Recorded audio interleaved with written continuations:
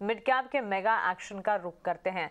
3 खबरें आ जाएंगी जो कि मेगा एक्शन के तौर पर आज मिड कैप में काफी हद तक एक्शन पैक का आउटलुक दिखा रही है। एक तो फार्मा स्पेस की लगातार हम बात कर ही रहे हैं। Pharma is on a strong recovery trend और यहाँ पर अगर आप देखेंगे पिरामल फार्मा का स्टॉक फोकस में है। 9% की तेजी यहाँ पर मिलती हुई।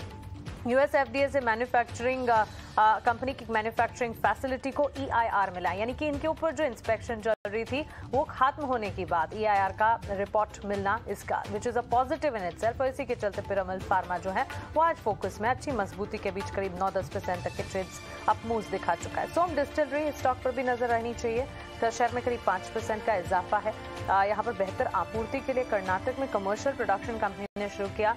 थोड़ी देर पहले ही हमने 10 के बाजार में कंपनी के मैनेजमेंट से भी बातचीत की थी और उन्होंने भी अपना आउटलुक और कन्विक्शन अपने कारोबार पर हमारे साथ शेयर किया। वहीं रतन इंडिया पर नजर रखें, करीब 5% का इजाफा यहाँ पर भी न्यू ब्रांड्स के साथ D2C फैशन ब्रांड्स इन्होंने लॉन्च की है। तो बिजनेस एक्सपेंशन प्लान है जिसके चलते रतन इंडिया का स्टॉक भी आज फोकस में है। लेकिन इतने ही स्टॉक मिड कैप में फोकस में नहीं, इसके अलावा भी कई सारे थीम्स हैं। मिड कैप गेनर्स, लूजर्स और मिड कैप से जुड़ी और भी खबरें हैं जो कि हमें जाननी है। बताने के लिए हमारे साथ अब हमारे सहयोगी शरद जुड़ गए। गुड आफ्टरनून शरद, बताइए।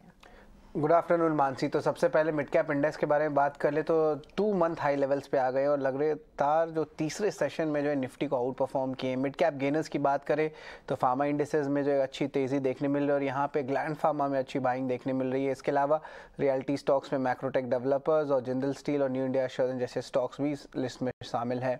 मिड कैप लूजर्स की बात करें तो Supreme Industries, Schaeffler India, Coforge और सोना BLW प्रेसिजन में थोड़ी सी सेलिंग देखने मिल रही है। लेकिन ऑटो एंसिलरी स्पेस यहाँ पे बाइंग देखने मिल रही है। Gabriel India, Amara Raja batteries, precision कैमशाफ्ट्स, बैंको प्रोडक्ट्स जैसे स्टॉक्स में एक अच्छी बाइंग देखने मिल रही है। थोड़े दिन पहले टायर स्टॉक्स में भी एक अच्छी तेज़ी दिमाग देखने मिल रही है क्योंकि रिप्लेसमेंट डिमांड होती है उसमें बढ़ोतरी देखने मिल रही है। डिफेंसिव्स में फार्मा में बाइंग देखने मिला। अब केमिकल्स में भी हम देखने मिल रहा है और कुछ स्टॉक्स हैं जैसे कि लक्ष्मी ऑर्गेनिक, बोदल केमिकल्स, एथर इंडस्ट्रीज जहाँ पे बाइंग देखने मिल रही है। लेकिन कुछ खबर है जो उन पे जो है इम्पैक्ट देखने मिलेगा। जोमेटो की जो है इंपॉर्टेंट क्लैरिफिकेशन आई है।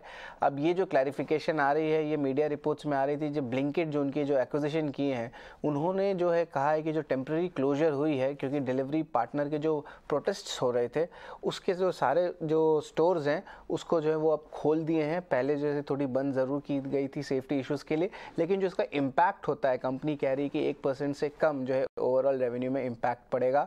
तो इसको ज़रूर फोकस में रखिएगा। KRBL भी फोकस में रहेगा। यहाँ पे इस इन्वेस्टर अनिल गोयल ने जो है मार्च क्वार्टर में अपनी स्टेक को 20 बेसिस पॉइंट से बढ़ा के 3% के ऊपर ले आई है कंपनी में।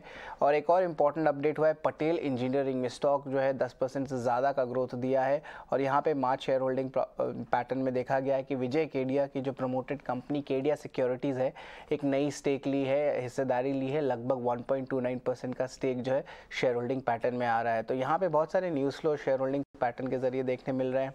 एंड ऑफ कोर्स Q4 के अर्निंग्स भी आने वाले हैं। कपल ऑफ अर्निंग जैसे कि टाटा कम्युनिकेशंस, मास्टेक और ICICI सिक्योरिटीज़, तो उन पे हमारी नज़र ज़रूर रहेगी मिड कैप स्पेस में।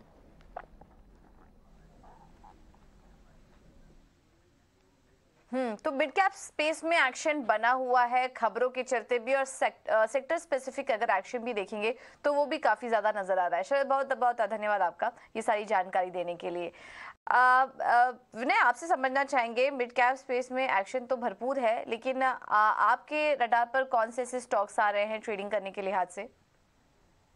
तो एक सेक्टर है जो काफी आउट परफॉर्म कर रहा था पहले भी और वापस से अप ट्रेंड रिज्यूम किया, वो है रेलवे इंफ्रास्ट्रक्चर सेक्टर। तो उनमें से एक हमारी पसंदगी का स्टॉक है इरकॉन इंटरनेशनल जो रेलवे इंफ्रास्ट्रक्चर सेक्टर में से बिलोंग करता है। इसमें एक अच्छा खासा सिमेट्रिकल ट्रायंगल ब्रेकआउट हमने चार्ट्स पे देखता है और वॉल्यूम भी काफी अच्छे रहे हैं पिछले दिनों में। और जो इंडिकेटर ऑसिलेटर्स जो हम ट्रैक करते हैं, जो मूविंग एवरेज ट्रैक करते हैं, हर पैरामीटर्स पे ये एक मीडियम टू लॉन्ग टर्म के लिए as well as for short term ये काफी कन्विंसिंग लग रहा है। तो एक वीक की अवधि से इसको लॉन्ग कर सकते हो ट्रेडिंग के लिए। 61.7 61.8 के करीबन चल रहा है। स्टॉप लॉस आपका 58 का होना चाहिए और अपसाइड में आप एक्सपेक्ट कर सकते हैं 69 का टारगेट। ये एक वीक का टारगेट है।